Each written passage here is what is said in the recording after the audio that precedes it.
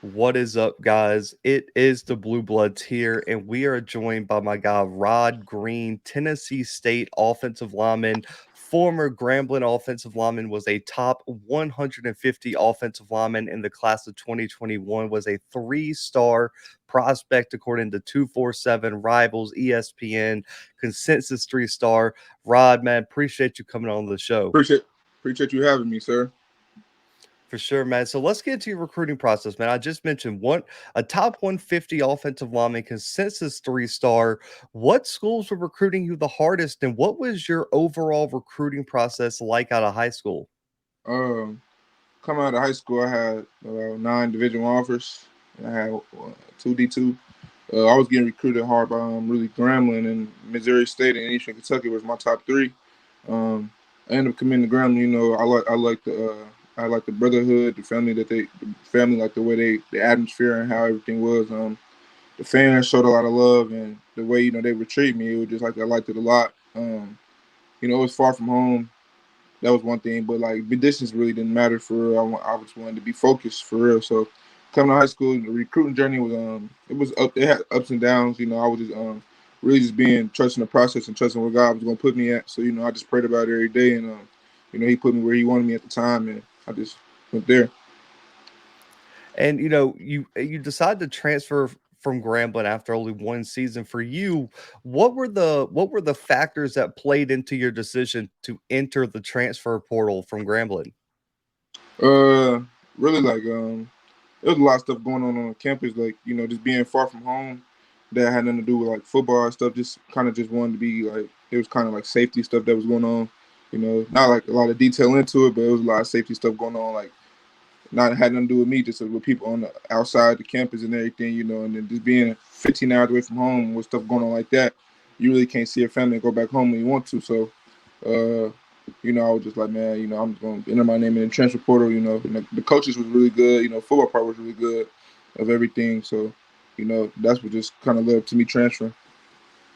Yeah, and I also want to talk a little bit about, for you at least, what were the biggest differences between your high school recruiting process and the transfer portal recruiting process that you went through? High school, it was like kind of going slow for real. I never got multiple offers for real in a day. I probably got like two in a day or something. In the transfer portal, I got like 5 offers in one day.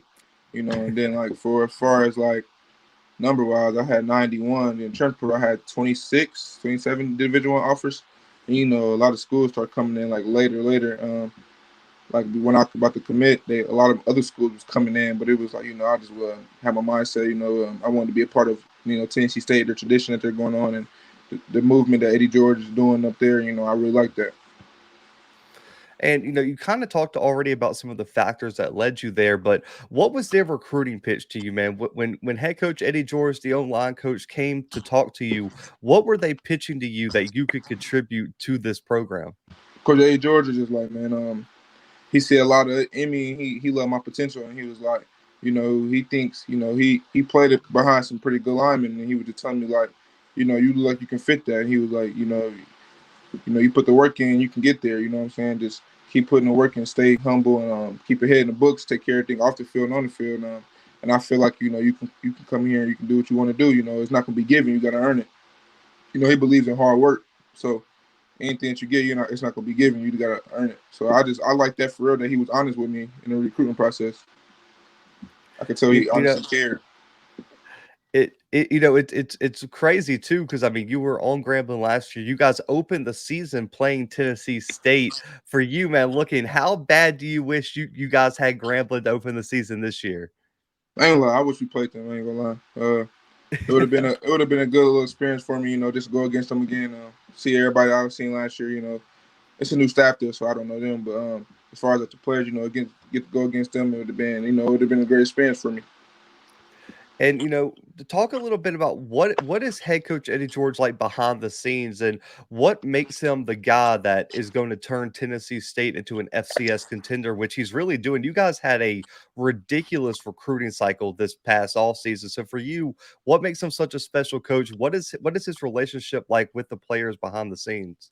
Coach Eddie George so humble. Is like he's so cool. You can go talk to him about life and everything, and like he really cares, like deeply cares. about all his players, and like you can always go talk to him in his office. You know what I'm saying? I didn't talk to Coach A. George plenty of times, not even just about football. We didn't watch NFL film and online and on what I can do better. And he's just so humble and just being that type of guy. That's the type of guy you want to be around. He's positive. Never a dull moment with him. He's always got great energy. So. And I really like that it's not just all about football; it's about life. What you can do after football. We speak about that a lot. Like we have the thing we have. It's called guts, and it stands for like thing that he think like for the team. It's called guts, and it's GUTS, so it's 4 different words. And like Coach George's attention to detail. Like when we're in meetings, he recommends you to have notebook and a notebook out and a pen. Taking notes. And every day, like before practice, we have a quote that we read, and this is just inspiring for real. And just the hard work, just the dog mentality. He makes you want to work really hard. So behind the scenes, he just a great coach and a great person all around. And last year, man, Tennessee State was in contention for the OVC title late into the season. You guys landed so many high impact recruits, have a lot of guys returning. For you, let's talk about personal then team. What are some of your personal goals for the 2022 season? Really personal goals. I kind of just want to go in there and do what I can do, help the team in any way I can help. You know, I just want to go in there and just help any way, like, around, just show, try to lead by example. I'm only a freshman, but I want to go in there and just show, like, everybody can do it, push everybody to their limit. And, kind of just want to come all-American tackle and an all-conference tackle, and that's going to keep taking work. I'm so young, but that's really my goals, and I want to get a ring. And I'm sure that's the team goal. It's got to be getting a ring and making the FCS playoffs. Yes, sir. I love it, man. And so I know that the leadership answer is the first game is the most important, and that's the one you're looking forward to most. But we all know what it is. There's always those 1 or 2 games on the schedule that you have circled as statement games. For you, which games on the schedule are you looking forward to playing in the most? To be honest, all the games is really important to me, but like all of them gonna mean something to me. We got to win. I think one of the most exciting games I can't wait to play is Jackson State. When we play them the second game of the season. Yeah, we play them second game of the season. I can't wait to Mhm. play them. The great team and everything. So when we play them, I just can't wait. To see how that's gonna go. It's gonna be a very exciting atmosphere, and everybody's gonna be out their seats. It's gonna be a sold out, packed game, and also I can't wait to play Eastern Washington. They were in the FCS playoffs. They're really great. A team I have seen in Middle Tennessee. So them first 3 games for real. Now them is back to back games. So I can't wait to play all them and just see how that goes. I know it's gonna be a great game. Man, I'm really hoping Eastern Washington lets y'all wear those blue jerseys because those blue jerseys on the red turf are gonna look real nice. Oh yeah. So, and going up there and playing on that turf too, man. Hey, if you guys beat them, I believe they've only lost 1 game in the past 2 years at home, Mm. if I'm not mistaken, for Eastern Washington. So that'd be a huge game. And then also the last year, Tennessee State and Jackson State are playing that classic. So whoever wins that game is going to have bragging rights for a long time. But Yeah.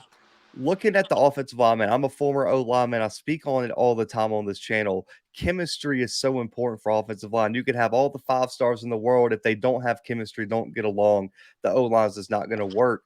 Talk about spring practice this year, man. How has the O line came along with as many new faces as you guys have, and how has that chemistry building gone throughout spring practice for you guys?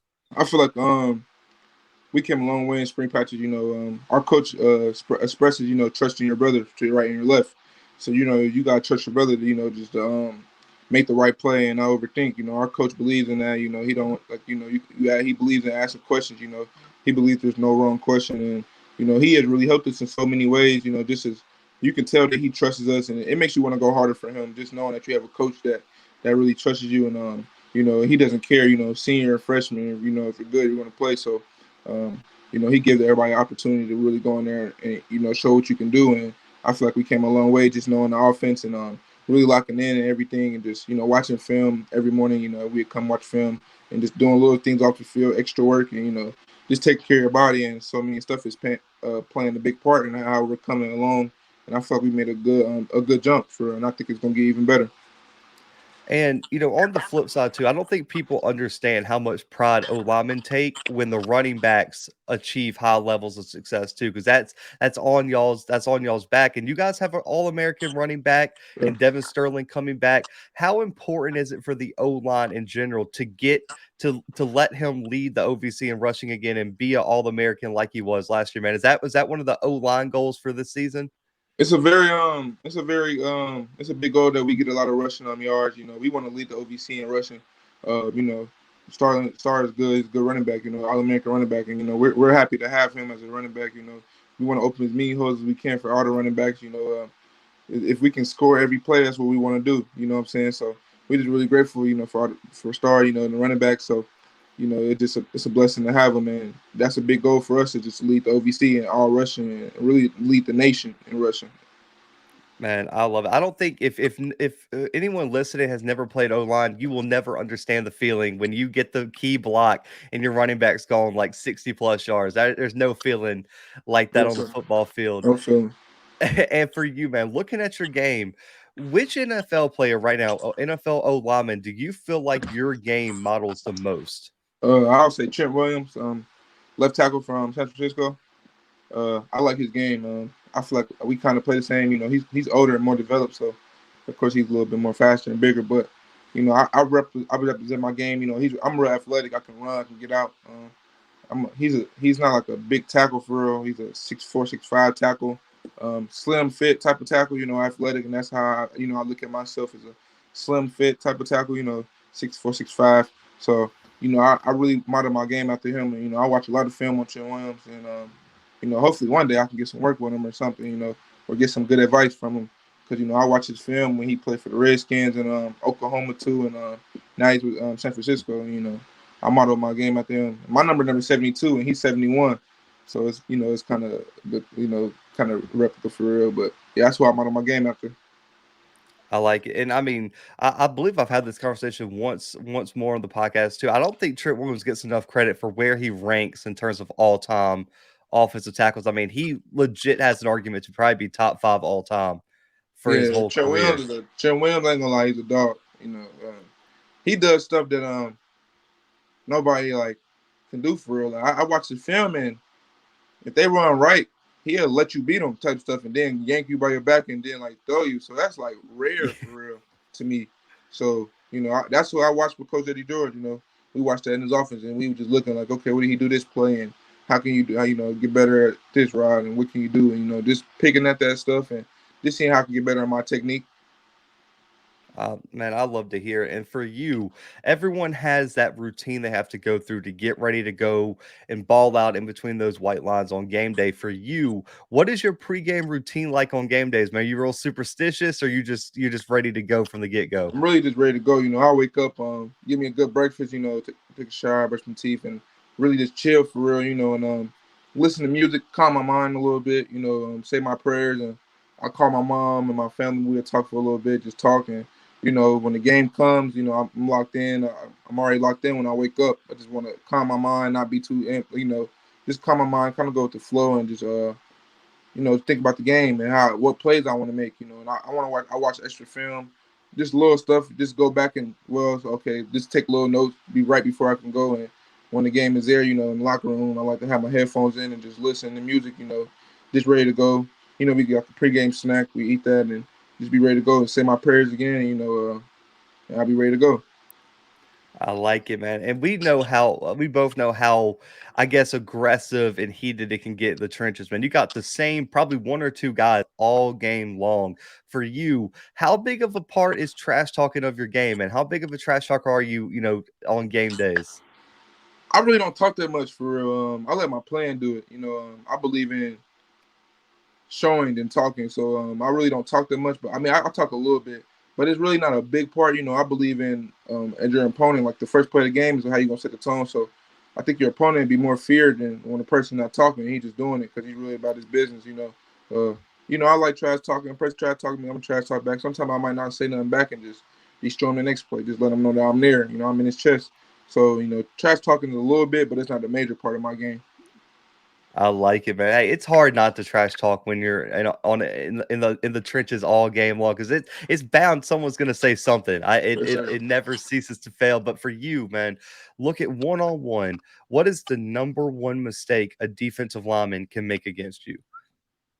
For me, I feel like I like when D lineman, like if a D lineman is out wide, I like that, like because it's like I'm athletic, so I know I can get there, you know. So I feel like being out wide is just kind of like I like that type of stuff. Or if we run to the right and I have a three technique, a reach, like I like that stuff. Like I know I'm athletic, I know I can get there, so I feel like just doing that. That's my favorite specialty. Like that's what I like to do against D lineman. Just get out for real. I like it. And looking at the pass rush, man, every D lineman has their go-to pass rush move. What is the one move that if they pull it, they pull it out, they could be a spin, a swim that you're like, I got them. That move's never gonna work on me. I'm just too good at Uh, that. Pass rush is really a big thing that me and my coach talking about. Like that I want to get real good at. So that's one thing we really been working on for us, my pass rush, because the run game is already there. So like my pass, I can say like what a D lineman is kind of when a spin when somebody try to swim because once you put your arm up, I just want to get under your pads and it's like I'm there now. So it's like I try to grab, you can't go nowhere. So I feel like the swim move is really like when I like oh yeah I got him. I, I like that's how I was, but like as soon as you lift your arm up and give me underneath it, it's a wrap. Like as soon as you can give up that leverage, it's over. But looking at your career, man, this could be in high school, this could be on your team, anything. Who are some of the best defensive players you've had to face? In high school, I had two all-state D tackles I went against every day. Taiwan January and Jacko Brown. I went against them every day. Really, them was the best D lineman I ever went against. Honestly, they helped me get real good. Like them guys right there, some dogs. Just playing with them guys, and they made the game easier. They made the game go slower. Just every day we competing to get better in one-on-ones and team and everything. This everything. Them guys really helped me so much. It was an honor to play against them. And just help me get to where I got. And they're going to college too, both from Four Eyes. So, them guys is really some good D tackles I went against. And as far as now against my team, I can say I went against a DN. This team's called Toledo Whitmer. He's about 6'4", 250. He was speed rush for real. He was a good DN.